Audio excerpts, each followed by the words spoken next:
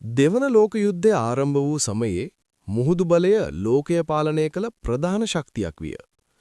මුහුද පාලනය කළ රටක් ආහාර, ඉන්ධන සහ හමුදා සෙපයුම් පාලනය කළා. ඒ නිසාම ජර්මනිය බ්‍රිතාන්‍ය නාවික බලයට මුහුණ දීමට අතිශය බලවත් යුද නෞකාවක් නිර්මාණය කිරීමට තීරණය කළා. ඒ යුද නෞකාව තමයි බිස්මාර්ක්. රැඳී සිටින්න මේ වටිනා කියන වීඩියෝවේ අවසානය තෙක්.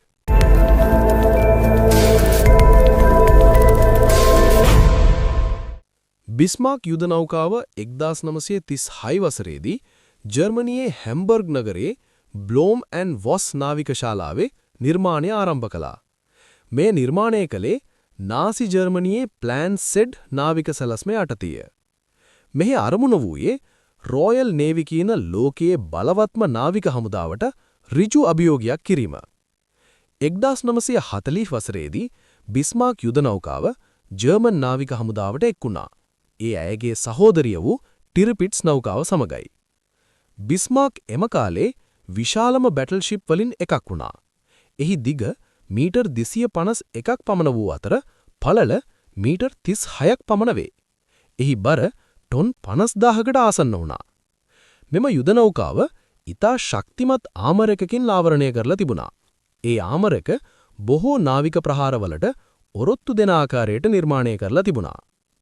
ස්ටීම් ටර්බයින් 3ක් සහ බොයිලර්ස් 12කින් සමන්විත එන්ජින් පද්ධතියෙන් අශ්ව බලය 1,50,000කට වඩා බලයක් ලබාගෙන බිස්මාර්ක්ට පැයට නොට්ස් 30ක් පමණ වේගයක් ලබා ගන්න පුළුවන් වුණා.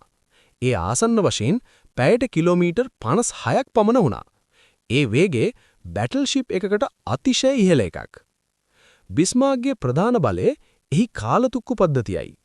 380 මිලිමීටර් ප්‍රධාන කාලතුක්කු 8ක් විශාල ටරට් 4කින් සවිකල්ලා තිබුණා.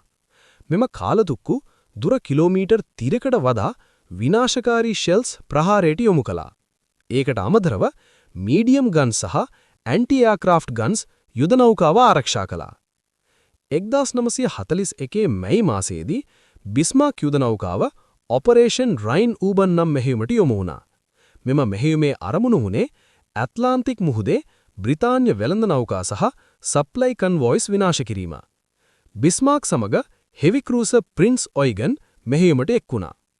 1941 මැයි 24 දින ඩෙන්මාර්ක් ස්ට්‍රේට් හිදී බිස්මාර්ක්ට බ්‍රිතාන්‍ය නාවික හමුදාවේ HMS හුඩ් සහ HMS ප්‍රින්ස් ඔෆ් වේල්ස් යුද නෞකා මුහුණ දුන්නා. මෙම සටන අතරතුර බිස්මාර්ක් විසින් HMS හුඩ් වෙත එක් ඍජු කාලතුක්කු ප්‍රහාරයක් එල්ල කළා. ඒ ෂෙල් එක HMS හුඩ්ගේ ඇමියුනිෂන් ස්ටෝර් එකට වැදී දරුණු විස්පෝෂණයකක් ඇති වුණා. මිනිත්තු කිහිපයක් ඇතුළත HMS හුඩ් මුහුදට ගිලී ගියා. මෙය රොයල් නේවි ඉතිහාසයේ දරුණුම පාඩුවක් වුණා. HMS හුඩ් විනාශ වූ පසු බ්‍රිතාන්‍ය නාවික හමුදාව සින්ක් ද බිස්මාර්ක් යන නියෝගය නිකුත් කළා. බිස්මාර්ක් සොයා මුළු ඇට්ලාන්ටික් මුහුදම යුද නෞකා, ක්‍රූසර් සහ එයාක්‍රාෆ්ට් යොමු කළා. ඩෙන්මාර්ක් ස්ට්‍රේට් සටනේදී බිස්මාර්ක්ටත් හානි වුණා. එහි ෆියුල් ටැංක් එකක් කාලතුක්කු ප්‍රහාරයකින් කැඩී තෙල් කාන්දුවක් ඇති වුණා. ඒ නිසා බිස්මාර්ක්ට දිගු කාලයක් මෙහෙයුම කරගෙන යාම අසීරු වුණා. ඒ හේතුවෙන් එය ප්‍රංශයේ බ්‍රෙස්ට් වරය වෙත ආපසු යාමට තීරණය කළා. ආක් රොයල් ගුවන් ප්‍රහාරය 1941 මැයි 26 දින British aircraft carrier HMS Ark Royal සිට ටෝපීඩෝ ප්ලේන්ස් බිස්මාර්ක් වෙත ප්‍රහාර එල්ල කළා. එම ගුවන් ප්‍රහාර එකක් බිස්මාර්ක්ගේ රේඩාර් එකට වැදී එය සම්පූර්ණයෙන්ම අක්‍රිය වෙනවා. ඒ සමග බිස්මාර්ක් පාලනය කරන්න නොහැකි තත්වයට පත්වෙනවා. මෙම බිස්මාර්ක්ගේ අවසානය නියම කළ මොහොත වුණා. ඊළඟ දින උදේ බ්‍රිටිෂ් බැටල්ෂිප්ස් HMS කිං ජෝර්ජ් 5 සහ HMS රොඩ්නි බිස්මාර්ක්ට සරුණු ප්‍රහාර ආරම්භ කළා. පැය කිහිපයක් අකණ්ඩ කාලතුක්කු ප්‍රහාර බිස්මාර්ක් වෙත එල්ල වෙනවා. එහි කාලතුක්කු එකින් එක නිහඬ වෙනවා. ඩෙක් එක විනාශ වෙනවා. නාවිකයන් බොහෝ දිනෙක ජීවිතක්ෂයට පත්වෙනවා. අවසානයේ බිස්මාර්ක් සටන දිගටම කරගෙන යාමට හැකියාවක් නොමැති තත්වයට පත්වෙනවා. ජර්මන් නාවිකයන් යුද නෞකාව සතුරාට අත්පත් නොවීමට ස්කට්ලිං චාර්ජස් ක්‍රියාත්මක කළා. 1941 මැයි 28 දින බිස්මාර්ක් ඇට්ලාන්ටික් මුහුදේ සදාකාලයටම ගිලී ගියා. බිස්මාර්ක් යුද නෞකාව සියලු බැටල්ෂිප් අතර දිගු කාලයක් සේවය නොකලත් එහි කෙටි ජීවිතය මුහුදු යුද්ධ ඉතිහාසයේම වෙනස් කළා. එය බලය කොච්චර විශාල වුණත් යුද්ධයේදී එක් දෝෂයක් සියල්ල අවසන් කිරීමට පැහැදිලි උදාහරණයක්.